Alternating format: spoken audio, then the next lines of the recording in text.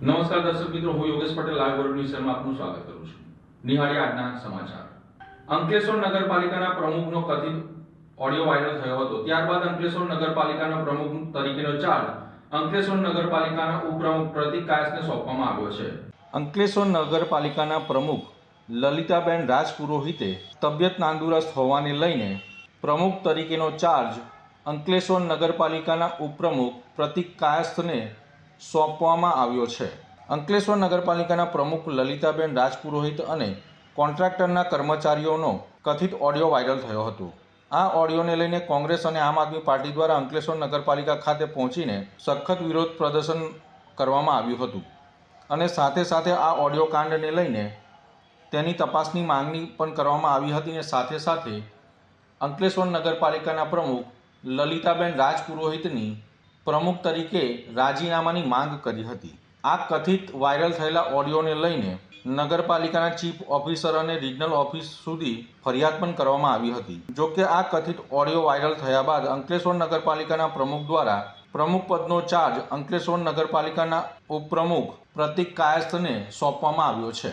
અંકલેશ્વર નગરપાલિકાના પ્રમુખ શ્રી લલિતાબેન પુરોહિતનો આજથી 5 દિવસથી છેલ્લા ભ્રષ્ટાચાર બાબતે ઘણું બધું છાપાના અંદર આવ્યું, પેપરોની અંદરમાં પ્રસિદ્ધિ થઈ, સોશિયલ મીડિયાની અંદર પ્રસિદ્ધિ થઈ અને એ બધી વાતચીત અને 50,000ની માંગણી બાબતે ઘણી બધી ચર્ચાઓ થયા પછી આજે પ્રમુખ શ્રી લલિતાબેન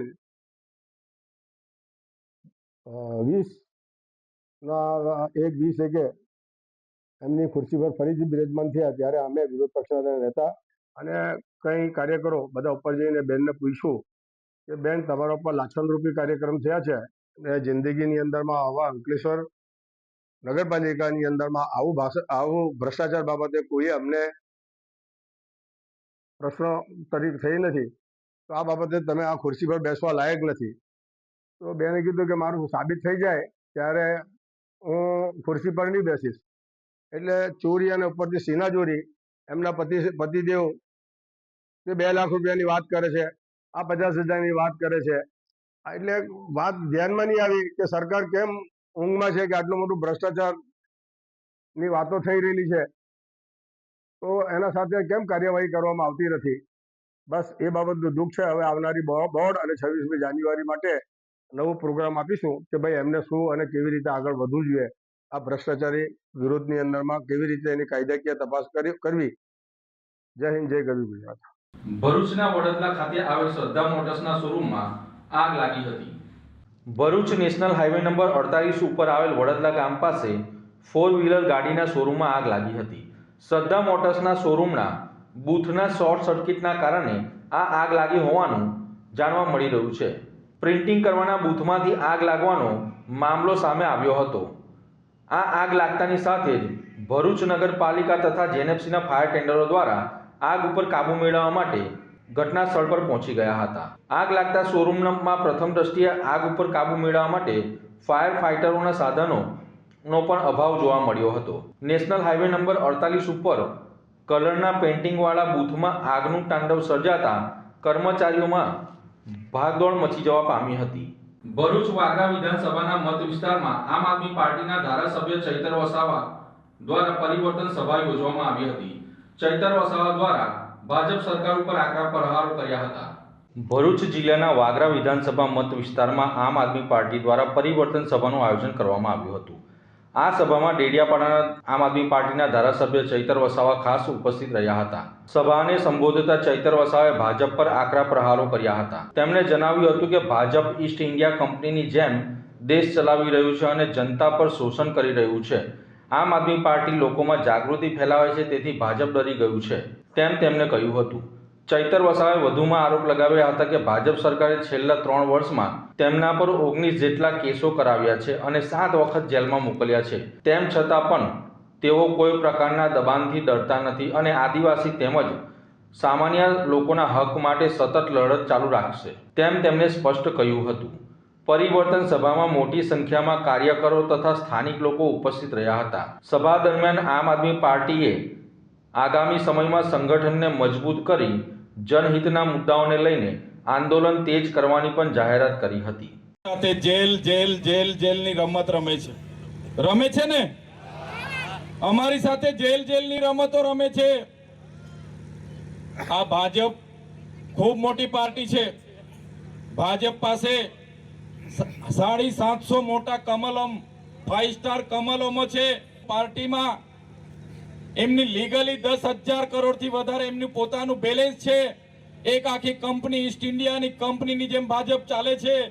ત્યારે એકલા ચૈતર વસાવા, એકલા પિયુષભાઈ પટેલ, એકલા યાકુબભાઈ ગુરજીથી ભારતીય જનતા પાર્ટીને ડર નથી. પણ અમે બધા લોકો તમને જાગૃત કરીએ છીએ, તમને એક કરીએ છીએ, તમને તમારા અધિકારો માટે લડતા શીખવીએ છીએ, તમને સંવિધાન બચાવતા શીખવીએ છીએ. એટલા માટે ભાજપ અમારાથી ડરે છે.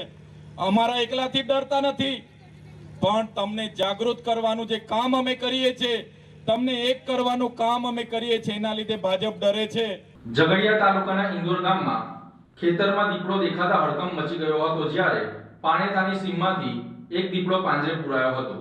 ઝઘડિયા તાલુકાના ઇન્દોર ગામ નજીક આવેલ ખેતરમાં 2 દિવસ અગાઉ દીપડો દેખાતા સમગ્ર વિસ્તારમાં હડકંપ મચી ગયો હતો. આ દીપડાનો વિડીયો પણ વાયરલ થયો હતો. ખેડૂતો તેમજ ગ્રામજનોમાં વ્યાપક ભયની માહોલ સર્જાયો હતો. આ ઘટનાની જાણ તાત્કાલિક વન વિભાગને કરવામાં આવી હતી. વન વિભાગે તુરંત કાર્યવાહી કરી પાંજરું ગોઠવાતા પાણેથાની સીમમાંથી દીપડો પાંજરામાં પુરાઈ ગયો હતો.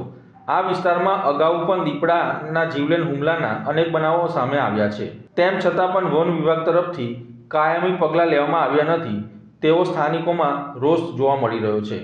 દીપડાની સતત અવરજવરથી લોકોમાં અસુરક્ષાની ભાવના વ્યાપી છે.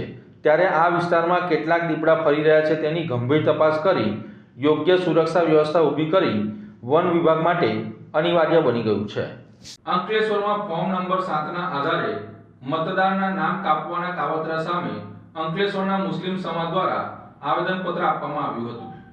અંકલેશ્વર હાંસોટ તાલુકાના મુસ્લિમ સમાજ દ્વારા લઘુમતી કોમના નાગરિકોને મતાધિકારથી વંચિત રાખવાના પ્રયાસો સામે અંકલેશ્વરમાં વિરોધ નોંધાવવામાં આવ્યો હતો. અંકલેશ્વર વિધાનસભા મત વિસ્તારમાં ફોર્મ નંબર 7ના આધારે ખાસ કરીને લઘુમતી સમાજના અંદાજે 11,500 મતદારોના નામ મતદાર યાદીમાંથી દૂર કરવાની કાવતરાની આશંકા વ્યક્ત કરવામાં આવી હતી.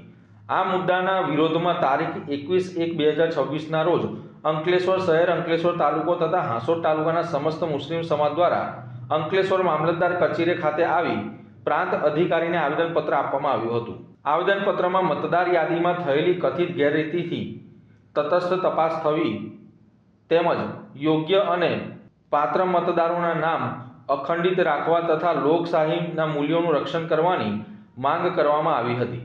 આ પ્રસંગે મોટી સંખ્યામાં મુસ્લિમ સમાજના આગેવાનો, કાર્યકરો તથા નાગરિકો હાજર રહ્યા હતા. ઉપસ્થિતોએ જણાવ્યું હતું કે મતાધિકાર દરેક નાગરિકનો બંધારણીય હક છે. કોઈપણ પ્રકારની ગેરરીતિ કે ભેદભાવ સહન કરવામાં આવશે. પ્રાંત અધિકારીએ રજૂ કરાયેલ આવેદનપત્રમાં તાત્કાલિક કાર્યવાહી કરી ન્યાય આપવા માટે અપીલ કરવામાં આવી હતી. એસઆઈઆરની પ્રક્રિયામાંથી જ્યારે બધા પસાર થઈ ચૂક્યા, તેમ છતાં કેટલાક ષડયંત્રકારીઓ દ્વારા એક ષડયંત્રની રચના કરવામાં આવી, જેને લોકશાહીનો હનન થયું છે. ત્યારે સમગ્ર મતદારો પસાર થઈ ચૂક્યા પછી પણ 7 નંબરના ફોર્મ ભરી તેમના મતને ચેલેન્જ કરવામાં આવ્યું, જે સદંતર ભારતીય સંહિતાની કાનૂનની ધારાઓની વિરુદ્ધ છે અને ચૂંટણી પંચના નિયમો વિરુદ્ધ છે. છતાં તંત્ર દ્વારા એ ફોર્મ સ્વીકારવામાં આવ્યા છે. કેટલાક BLA 2 જે ભારતીય જનતા પાર્ટી દ્વારા નિમેલા છે તેમને અમે ફોન કર્યો હતો.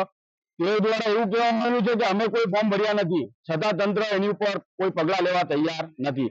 ફક્ત અને ફક્ત સાંત્વના આપવાનો પ્રયાસ કરે છે.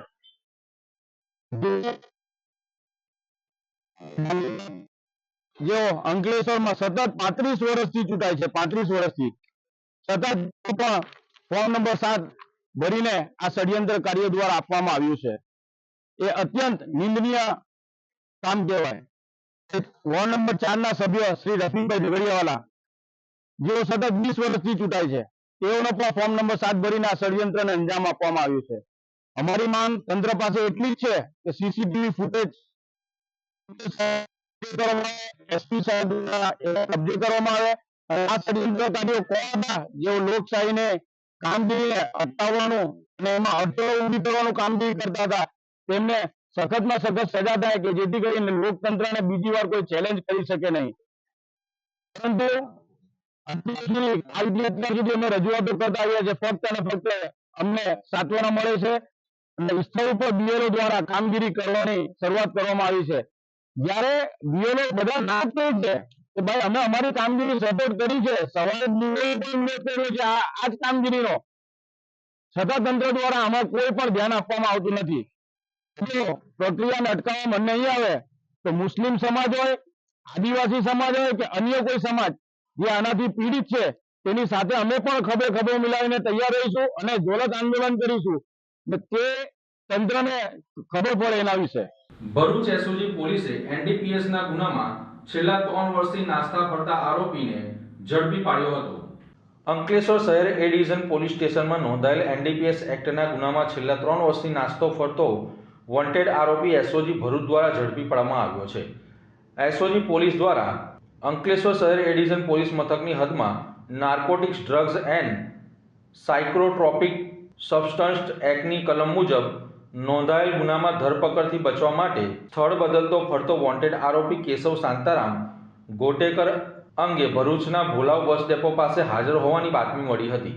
આ બાતમીના આધારે ભરૂચ એસઓજીની ટીમ દ્વારા તપાસ કરતા આરોપી મળી આવતા તેમને નામઠામની ખાતરી કરી કાયદેસર રીતે અટકાયત કરી આગળની કાર્યવાહી હાથ ધરવામાં આવી છે. અત્રે ઉલ્લેખનીય છે કે ગત તારીખ 17/7/2023ના રોજ અંકલેશ્વર શહેરના સુરતી ભાગોળ વિસ્તારમાં આવેલ ગુજરાત હાઉસિંગ બોર્ડમાંથી ભરૂચ એસઓજીએ પ્રતિબંધિત ગાંજાના જથ્થા સાથે આધેડ મહિલા નસીમ બાનુ મોહમ્મદ હનીફ સાગરીતને ઝડપી પાડી હતી. તેનીએ 822 ગ્રામ જેટલો ગાંજાનો જથ્થો આ આરોપીએ આપ્યો હતો, જે તે સમયે તે વોન્ટેડ જાહેર કરાયો હતો. ભરૂચ ફૂડ એન્ડ ડ્રગ્સ વિભાગ દ્વારા શહેરની વિવિધ હોટલો અને ખાણીપીણીની દુકાનોમાં આકસ્મિક ચેકિંગ હાથ ધર્યું હતું.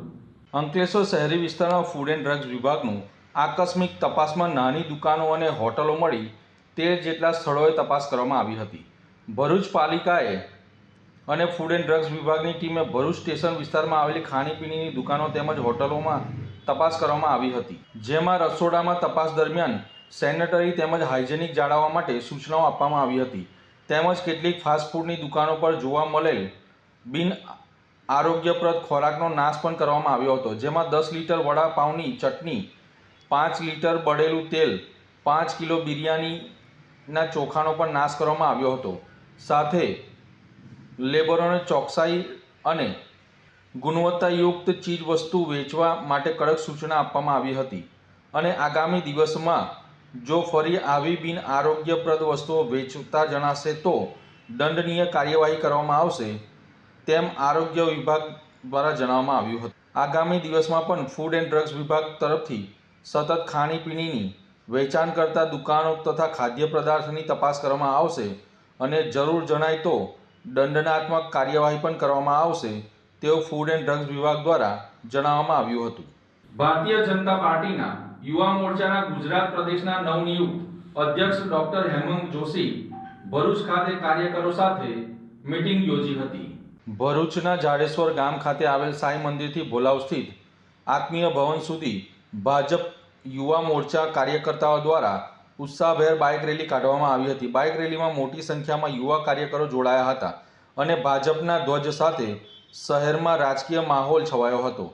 બાઇક રેલી બાદ ભોલાવના આત્મીય ભવન ખાતે જિલ્લા આગેવાનો અને કાર્યકરો સાથે પરિચય બેઠક યોજાઈ હતી. આ બેઠકમાં જિલ્લાના પ્રમુખ, જિલ્લા મહામંત્રી નિરલ પટેલ, પૂર્વ જિલ્લા ભાજપ પ્રમુખ મારુતિસિંહ અતોડરિયા, ભાજપ યુવા મોરચા જિલ્લા પ્રમુખ ઋષભ પટેલ, જિલ્લા પંચાયતના કારોબારી અધ્યક્ષ ધર્મેશ મિસ્ત્રી સહિતના આગેવાનો ઉપસ્થિત રહ્યા હતા. આ બેઠક દરમિયાન નવનિયુક્ત પ્રદેશ અધ્યક્ષ ડોક્ટર હેમાંગ જોશીનું ફૂલહાર અને શાલ ઓઢાડી સ્વાગત અને અભિવાદન કરવામાં આવ્યું હતું. આ પ્રસંગે તેમણે યુવા કાર્યકરોને સંગઠનને વધુ મજબૂત બનાવવાની અપીલ કરી હતી અને આવનારા સમયમાં ભાજપની વિચારધારાને યુવાનો સુધી પહોંચાડવા માટેનો સંકલ્પ વ્યક્ત કર્યો હતો. ભારતીય જનતા પાર્ટી પ્રદેશ યુવા મોરચાના અધ્યક્ષ તરીકે દાયિત્વ મળ્યા બાદ આજે ભરૂચ જિલ્લાના તમામ યુવાઓ સાથે સંવાદ કરવાનો મને મોકો મળી રહ્યો છે અને તમામ યુવા મોરચાના દેવતુલ્ય કાર્યકર્તાઓ દ્વારા મોટી સંખ્યામાં ભવ્ય બાઇક રેલીથી સમગ્ર વિસ્તારની અંદર અત્યારે આગમન થયું છે અને જે પ્રકારનો પ્રેમ આશીર્વાદ તમામ કાર્યકર્તાઓએ આપ્યો છે, અમારા સંગઠનના માન્ય પ્રમુખશ્રી અને તમામ ચૂંટાયેલા પ્રતિનિધિઓ પણ અહીં હાજર છે, ત્યારે હું સર્વે ભરૂચના ભારતીય જનતા પાર્ટીના સર્વે કાર્યકર્તાઓનો ખૂબ ખૂબ આભાર માનું છું અને આદરણીય વડાપ્રધાન શ્રી નરેન્દ્રભાઈ મોદીજીનું જે વિકસિત ભારતનું લક્ષ્ય છે, આ લક્ષ્યને સાકાર કરવા માટે રાજ્યના તમામ યુવાઓને જોડવા માટે માન્ય પ્રદેશ અધ્યક્ષ શ્રી આદરણીય જગદીશ વિશ્વકર્માજીએ મને આ જે જવાબદારી આપી છે, એ જવાબદારીમાં સૌ યુવાનો સાથે મળી અને વિકસિત ભારત માટેનું એક કાર્ય કરીશું. તો આ હતા આજના સમાચાર. નવી ઘટનાઓ સાથે ફરી મળીશું. ત્યાં સુધી રજા આપશો. નમસ્કાર.